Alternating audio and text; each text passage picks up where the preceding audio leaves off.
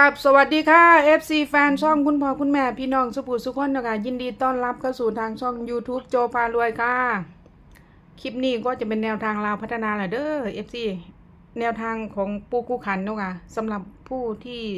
ชื่นชอบแล้วก็รอคอยแนวทางของเลขปูก็คิดสังกราชใหม่เริ่มต้นใหม่เดือนใหม่เนาะค่ะก็คือเดือนมิถุนายน2568แล้วลาวพัฒนาพรุ่งนี้เนาะค่ะแต่ว่าปูก็อยู่ในสายกับแอนแล้วล่ะเดี๋ยวปูเพิ่นจะมาพูดให้ฟังเนาะค่ะบางคนอาจจะเอาไม่ได้หรือแบบไหนจังไหนเนาะค่ะได้ฟังจากปากปูดีกว่าเนาะค่ะเอ้าสกรรมนมัสการค่ะปูเจริญพรคุณโยมแล้วก็FCของโจพารวยสุขุสุขคนเด้อมันนี่ก็ถือว่าเป็นมื้อสันวันดีนะมื้อวันพระอีกแล้วก็คือได้สิได้มาคุยในเรื่องแนวทางของหวยลาวพัฒนาหลังจากห่างหายไปหลายงวดเนาะส่วนมากก็บ่ได้ลงคลิปแบบอาตมามานั่งเว้าให้ฟังนะก็คือแบบว่าอาจจะเป็นชุดวินก็อาจจะลงชุดวินให้กับญาติคนโยมไปเลขช่วงนี้ก็มีเข้าบ้างมีลดบ้างเนาะเป็นเรื่องธรรมดาเด้อคุณโยมสำหรับมื้อนี้ก็สิมาให้แนวทางแล้วก็สิบอกในการเสียงจังได๋มันจังสิได้มีทรัพย์เพราะสิได้ค่าชูรสมาม่าปลากระป๋องเนาะคุณญาติคุณโยมทีนี้ก็สิบ่เว้าอีหยังหลายดอกเพราะว่าก็คือให้ไปโดนๆก็สิให้แนวทางไปสะก่อนนะแล้วก็จังเว้ากันอีกเทื่อหลังเนาะสำหรับแนวทางหวยลาวพัฒนามื้ออื่นเนาะมื้อวันที่4เดือน6ปี68เนี่ยก็คันว่าคุณญาติคุณโยมสิวิ่งสิรูดอีหยังก็ให้หันไปหาเลข4เด้อเพราะว่าเลข4นี่มันสามารถมาได้ทั้งบนและล่างก็ชุดที่อาตมาจะจับให้เนาะประมาณจะน่าจะ8ชุดตามความเดิมนั่นละ8ชุดก็คือไปบนไปล่างนะคือเก่านั่นละเดี๋ยวสิให้แอดมินเพิ่นจดไว้เนาะค่ะแอดมินเตรียมตัวแล้วบ่เตรียมตัวแล้วค่ะเตรียมแล้วก็สิว่าให้ฟังเด้อบัดนี้ชุดแรกก็สิแม่น41ค่ะ41แล้วก็42ค่ะแล้วก็45ค่ะแล้วก็48ค่ะแล้วก็46ค่ะแล้วก็47ค่ะแล้วก็49ค่ะนี่ก็คืออีกตัวหนึ่งก็คือมักส่วนโตเด้อ58จ้ะก็ตามนั้นล่ะก็คือเลขทั้งหมดทั้งมวลนี่มันมีอยู่8ชุดแต่ว่าชุดเลข4นี่มันมีอยู่7ชุดเด้อคุณโยมเราไปแล้วก็กลับนำเด้อเพราะว่าเลขมันก็สามารถที่จะออกตัวกลับได้นะสำหรับไอ้หวยลาวพัฒนานะแต่ว่าอาจจะมีสายด่วนเด้อคุณโยมมื้ออื่นอาจจะมีสายด่วนก็คืออันนี้ก็เอาไปเป็นน้ำจิ้มซะก่อนชอบก็จัดคัดก็ผ่านเด้อแนวทางนี่ช่วงนี้มันก็มีเข้ามีหลุดก็ยังว่านั่นล่ะเนาะจ้ะยังเมื่อคืนยังเมื่อวันจันทร์ที่ผ่านมานี่ก็มีให้ล่างแต่ก็ไปออกบนเด้อคุณโยมสำหรับตัววิ่งตัวรูดนะให้ล่างแต่ว่ามันก็ขยับขึ้น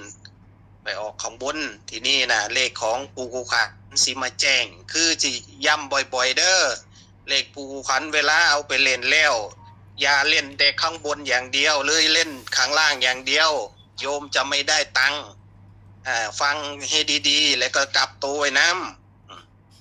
ไม่งั้นนะโยมจะไม่ได้ตังค์เลยโยมจะมาบ่นว่าโอ้ยไม่ถูกเลยเอาก็เล่นไม่เป็นเนาะมันจะได้เงินเข้าบ่จังซี่ก็คือพยายามเลขที่ให้ไปนี่ก็คืออาจจะเอาบนมาลงล่างหรือเอาล่างไปขึ้นบนจังซี่สลับตัวกันแน่ยังน่าเสียดายแล้วก็กลับตัวไว้น้ำให้เข้าใจจังซี่นะให้เข้าใจคำว่าในการเล่นนี่ก็คือเฮาให้เล่นอย่างมีสติอาตมาก็เตือนอยู่ประจำแต่ก็ญาติโยมคุณญาติคุณโยมก็ลืมไป คันบ่ได้ย่ำแล้วก็แล้วโลดให้จังไดก็ไปจังสั้นมันบ่แม่นเนาะ แม่นอยู่ เห็น ค่ะ ลุง ปู เห็นบอกก็ย่างไปตกให้คอหักตายนะ อาตมาก็หมดจักสิว่าจั่งใดเนาะโยมก็ใส่สติแน่แหม่เห็นลุมเห็นบ่ได้ก็หลีกแน่เนาะก็เห็นอยู่ว่ามันควรจะเป็นจังไดคือจังอาตมาให้48แต่4แม่นบ่ล่ะคันหามันขึ้นแต้มนึงมันก็สิเป็น58แล้วอ่ะก็ให้ใช้สติปัญญาในการเรียนจักหน้อยนึงตัวที่ที่สิว่าไว้ฟังนี่สำหรับเลขของปู่ขวัญเด้อที่ผ่านมานี่ตั้งแต่หวยไทยเนาะก็คือผู้ที่เขาเรียนเป็นนี่เขาก็ได้ถือฮอด3ตัวเพราะว่ามันมีหลักฐานให้เบิ่งแล้วคันบ่เชื่อจังใดก็ถามแอดมินเด้อว่าปู่ขวัญสิคุยบ่มาเว้าว่าแม่นบ่หรือว่าจังใดเนี่ยที่ผ่านมาเพราะว่าเพิ่นใส่สติก็สิเล่าให้ฟังแบบคร่าวๆเนาะมื้อนั้นอาตมาให้เลขของหวยรัฐบาลไทยให้ชุดไปชุด392แต่เพิ่นไปแล้วก็ชุดอีกชุดหนึงนะให้ในไลน์กลุ่มเด้อนี่อันนี้คือแบบว่าในไลน์กลุ่มบ่แม่นลงช่องให้เพิ่นก็ไปพลิกแปลงในไลน์กลุ่มอาตมาก็ให้เด่น5เพิ่นก็ไปจับเปลี่ยนจากเลข9มาเป็นเลข5มันก็จะกลายเป็นตรงกลางเด้อหลัก10มันจะกลายเป็น352เต็มๆเลยเขารู้จักพลิกแพลงอันนี้ก็คือให้ใส่สติปัญญาเจ้าของนะก็คือแบบว่าอาตมาก็เพราะว่ามันเป็นผลประโยชน์ของคุณญาติคุณโยมจะอยากให้คุณญาติคุณโยมถือบ่แม่นว่าเลขออกมาก็โอ้ยเอาอีกแล้วไส้แตกบ่ถูกเลยจังซี่ปู่กุขันก็จักสิซอยจังไดเนาะเพราะว่าปู่กุขันก็บ่ฮู้คือกันให้เลขไปนี่ก็ซ้ำคนตาบอดล่ะเพราะว่าบ่ฮู้ว่ามันสิออกอีหยังให้ไปก็ให้คุณญาติคุณโยมพิจารณาแต่ว่าบ่ว่าแต่เลขความฝันหรือเลขอีหยังอยู่ใกล้ตัวของปู่กุขันนี่แม่นโชคลาภกันทั้งเบิดเลยคันคุณญาติคุณโยมสังเกตนี่ก็สิฮู้นะคันว่าอาตมาเว้าแบบว่าโม้หรือเปล่าก็ให้ถามแอดมินเด้อแอดมินนี่จะเป็นคนที่รู้ดีที่สุดเนาะเพราะว่าได้เว้าได้คุยกับแอดมินตลอดเนาะก็ความฝันของปูมื้อนั้นลงไห้เพิ่นบ่คือปู240นั่นแหมคันตัดก็ได้อยู่นี่เนาะค่ะปูเนาะเดี๋ยวลองหาดูเอกสารกันเพราะว่าบางทีก็แอดก็ขี้หลงขี้ลืมเหมือนกันเนาะค่ะแล้วก็ปูให้ในไลน์กลุ่มก็ราคาเนาะค่ะปูเนาะราคาก็นั่นล่ะ51 52 53 54ให้รูดหานะจ้ะให้รูดเลข5ตั้งแต่50ฮอด59เลยว้าวแบบง่ายๆมันก็ออกที่52เนาะออก52ก็ได้ไปรับผู้ที่ได้ไปก็นั่นล่ะก็คืออันนี้ในไลน์กลุ่มก็ให้ใส่สติปัญญาเด้อไลน์กลุ่มนี่ให้ใส่สติปัญญาแน่บ่แม่นว่าจังใดก็ไปจังซั่นก็คือเฮาฟังแล้วใส่สติปัญญาจักหน่อยนึงพลิกแปลงแน่บ่แม่นให้จังใดก็ไปจังซั่นแล้วก็พอบ่ถูกเจ้าของนี่เงินก็เบิดแล้วบาดนี่มันก็บ่มีทุนสิต่อแล้วคันเจ้าของเล่นก็คือเล่นก็เล่นให้พิจารณาเล่นอย่างมีสติความน่าจะเป็นวิเคราะห์เจาะนำก็คิดไว้ว่ามันสิแม่นของอาจารย์บ่สิเฮาก็ได้ตัวเด่นมาบางเทื่อเฮาก็จับตัวนี้ไปใส่ตัวนั้นอาจารย์นี่ใส่ตัวอาจารย์นั่นอันนี้เขาเรียกว่าพลิกแปลงนะก็มีโอกาสที่จะถูกมันบ่ได้ยากดอกคันว่าคันเฮาสังเกตเบิ่งดีๆก็ขึ้นอยู่นำดวงเฮาคันเฮามักง่ายกูบ่ฟังดอกกูเบิ่งแต่ตัวเลขกูไปซื้อจังซี่ก็บ่เข้าใจแม่นบ่ล่ะจ้ะจักไปซื้ออีหยังเนาะคือซื้อเลขติว่าที่นี่พอซื้อมาแล้วมันก็บ่ถูกบ่ฟังทำจริงเฮาต้องฟังครูบาอาจารย์เขาเตือนเฮาจังใดบอกว่าให้ไปบนไปล่างลงล่างขึ้นเทิงเทิงลงล่างจังซี่แล้วก็กลับตัวไว้น้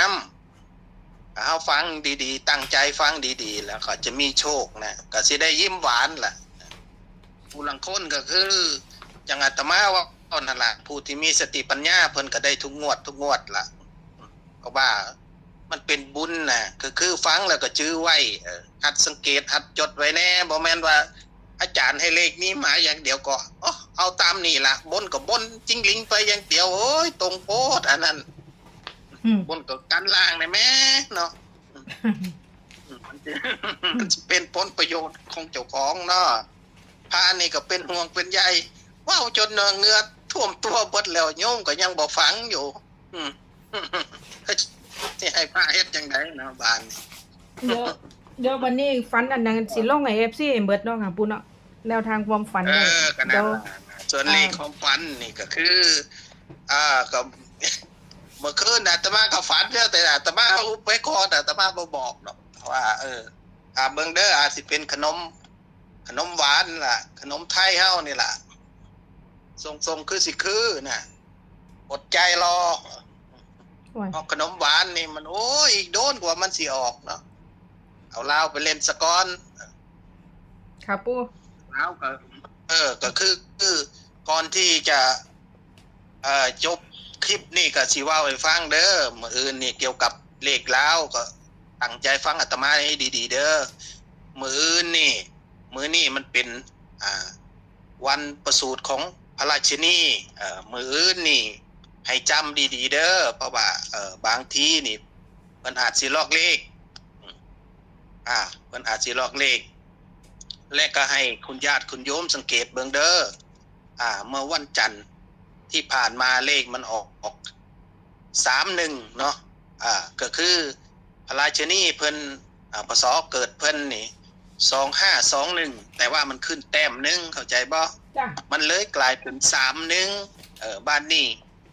ฟังดูให้ดีๆบ้านนี้ก็สิมีวันเกิดเพิ่นก็03เนาะบ้านนี้ก็ให้คุณญาติคุณโยมสังเกตเบิ่งเด้อคันว่าเอามาก็อาจสิขึ้นแต้มก็ได้หรือไม่ก็อาจสิเป็น04เดี๋ยวให้แอดมินเขียน04ให้นำเด้อจ้ะอาตมาบ่ได้ลงให้ได้นี่ค่ะป้องกันไว้แน่เพราะว่าย่านมันคือแต้มนึงน่ะสิให้ออก03เป้เลยมันคงเป็นไปบ่ได้ดอกเพราะว่าอาตมาเคยสังเกตจากหวยไทยมาแล้วทีนี้เฮาก็ไปเชื่อมโยงกับหวยไทยก็คือจังอาตมาเว้ามื้อนั้นว่าวันเกิดเพิ่น03มันก็ออก309มันก็ไปแล้วทีนี้ที่อาตมาลองวิเคราะห์เบิ่งก็ว่าเหลือแต่อายุเพิ่นที่ยังบ่ทันได้ออกก็ให้สังเกตเบิ่งคันมาออกนี่เพิ่นสิออกจังไดคิดต่ออีกจักนิดนึงคันว่าเฮาอายุเพิ่นก็47ย่าง48เนาะก็ให้พิจารณาเบิ่งขึ้นแต้มลงแต้มจังไดนะให้วิเคราะห์เบิ่งเอาเองเด้อเพราะว่าเดี๋ยวคันเลขออกมาคันบ่ได้ฟังของปู่คันก็สิได้เงินอยู่ดอกว่าซั่นบ่ได้ฟังว่าซั่นอันนี้ก็คือการวิเคราะห์ที่ให้แบบพิเศษเลยลงมื้อนี้บ่แม่นมันสิฮอดเวลาแล้วบ่นี่คุยหลายแล้วเนี่ยก็พูดได้อยู่ค่ะปู่โซ่ตัวเลขให้เพิ่นเบิ่งแล้วเว้าได้อยู่ค่ะปู่อันใดที่เป็นประโยชน์เนาะให้ FC เพิ่นได้นำแน่เนาะค่ะปู่ให้คุณญาติคุณโยมมานี่ด้วยความหวังดีจากปู่ขันนะก็ให้ว่าเหตุการณ์อีหยังที่มันสำคัญให้เฮาพยายามมองเข้าไปถึงจุดนั้นเพราะว่ามันเป็นโชคลาภของเฮาให้หัดสังเกตหัดเบิ่งแน่ก็นั่นล่ะก็คือเฮาสังเกตเบิ่งว่าแม่นคือมันออก31แสดงว่าเพิ่นให้ขึ้นแต้มนึงเนาะเพิ่นบ่ออก21ก็คืออย่างมื้อนี่ก็บ่แน่คือกันบ้านนี่หรือเพิ่นสิให้ออกกงๆก็ได้อาจสิเป็น21ก็ได้ก็คือจังอาตมาเว้าเนี่ยล่ะมันก็บ่แน่อย่าง21อย่าง47จังซี่อย่าง47 48จังซี่เพิ่นก็อาจสิมีการล็อกเกิดขึ้นนะฉะนั้นก็คุณญาติคุณโยมได้ฟังแล้วก็เฝ้าไปซื้อเด้ออาตมาคิดว่าอันแน่ๆเลยได้ฟังแล้วก็เฝ้าไปจับจองเลยคืออาตมาแค่คิดว่ามันน่าจะอันนะเลขมื้ออื่นนี่โดยเฉพาะ วันเกิดพระราชินีพศเกิดพระราชินีเนาะอายุพระราชินีจังซี่ให้คุณญาติคุณโยมก็อันนี้จักหน่อยนึงก็แม่นว่าเพิ่นเกิด03บ่แม่นว่า02ก็สิออกบ่ได้เด้อก็02ก็ทิ่มบ่ได้เอาก็ดักไว้ซะก่อนเอาดักไว้02 04จังซี่คันว่าเลข0มันมามันก็มีโอกาสหลายให้เฮาคิดต่ออีกนะคันว่าคือจังอายุเพิ่นนี่ก็4747เอาก็ดักไว้ก็46 48จังซี่คันหามามันขึ้นมันลงแต้มนึงเฮาก็ได้แม่นบ่ล่ะ จ้ะ อันนี้เป็นแนวทางเด้อกันว่าชอบก็จัดคัดก็พานอาตมาบ่ฮู้ดอกเพียงแต่การวิเคราะห์ของอาตมาก็คือเชิงวิเคราะห์ของอาตมานี่ใส่ได้อยู่ประมาณนี่90%เด้อคุณโยมที่วิเคราะห์มาหลายๆนี่คันบ่เชื่อก็ถามแอดมินเอาโลดเดี๋ยวหาว่าปู่คันนี่ขี้คุยหลายนะคือเก่งแท้เอาแต่นะ คันถ้าไม่พูดก็ไม่เข้าใจเนาะค่ะปูเนาะถ้าไม่เล่าเพิ่นก็บ่ ก็บ่เข้าใจ จ้ะ จำเป็นต้องเว้านะ ค่ะ บ่แม่นว่าเลขออกมาแล้วคุณโยมนี่เงียบกันกิ๊บเลยเอ้าคือบ่ถือแล้วให้เลขก็ให้ไปแล้วนะเลขบางตัวมันก็เข้าตัวเดียวจังซี่มันก็ได้เงินนะคุณโยมคันเฮารูดเป็นบ่แม่นว่ารูดแล้วก็ที่ไปรูดแต่ข้างล่างอย่างเดียวจังซี่มันก็บ่ได้เงินแล้วนะเฮาก็รูดบนรูดล่างกันไว้แน่อย่างน้อยนี่เฮาบ่ได้อีหยังก็คือได้ทุนคืนก็ยังดีนะดีกว่าเอ้ยเอาไปก็บ่ได้เนาะปานตำน้ำพริกละลายแม่น้ำ แม่นอยู่ค่ะปูบัดนี้ แม่นนะ ปูรัฐบาลไทยเนาะค่ะคันแม่นว่าปูฝันแบบใดเขียนลงให้ FC เพิ่นให้หมดเนาะค่ะปูเนาะให้เพิ่นได้นำแน่เนาะ นั่นล่ะส่วนรัฐบาลไทยนี่มันก็ยังอีกยาวไกลนะ จ้ะ คุณญาติคุณโยมก็ทาสะก่อนนะคุณญาติคุณโยมก็ใจเย็นๆทาสะก่อนเพราะว่าไอ้มันก็เพิ่งแต่ออกนี่เพิ่งแต่4มื้อเนาะ จ้ะ มันก็เหลืออยู่อีกประมาณเกือบ12มื้อเนาะเพราะว่า16มื้อมันออกเทื่อนึงเนาะ แม่นอยู่ค่ะ มัน ปู ก็เหลืออยู่ตั้ง12มื้อก็คือให้ใจเย็นๆซะก่อนเฮาเฮ็ดว่าลาวพัฒนานี่ล่ะเฮาเล่นไปซะก่อนแล้วก็ขอประกาศไว้เด้อคุณญาติคุณโยมไอ้มันสิจ่อเข้าพรรษาแล้วคุณญาติคุณโยมก็เฝ้าเด้อเพราะว่าถ้าเข้าพรรษาแล้วปู่กูขันก็คือสิงดเนาะคือสิงดการให้เลขให้เบอร์เด้อเพราะว่าต้องปฏิบัติธรรมฉะนั้นเมื่อน้ำขึ้นให้รีบตักถ้าพอน้ำหมดแล้วมันตักบ่ได้เด้อโยมเด้อ โอ้ยอย่าเว้าหมดเหลืออีก2งวดนึงเด้อค่ะปูโอ้ย เอามาเวลาเด็กคุณโยมนี่ การเวลาไม่เคยคอยใครเด้อบอกให้มันผ่านไปแต่ละมื้อแต่ละเว้นนี่ไวมากเลยเนาะ จ้ะ นี่ก็ครึ่งปีเข้าไปแล้วโยม จ้ะ เดือนหน้าก็เข้าพรรษาแล้วแล้วโยมสิมาใจเย็นบ่มันบ่ได้เด้โยม แม่นอยู่ค่ะปู เพราะว่าเดือนหน้าเข้าพรรษาเด้อโยมเด้อเพราะว่าเวลานี่มันเร็วมากเลยคันเฮาบ่สังเกตนี่ จ้ะ มันไปไวมาก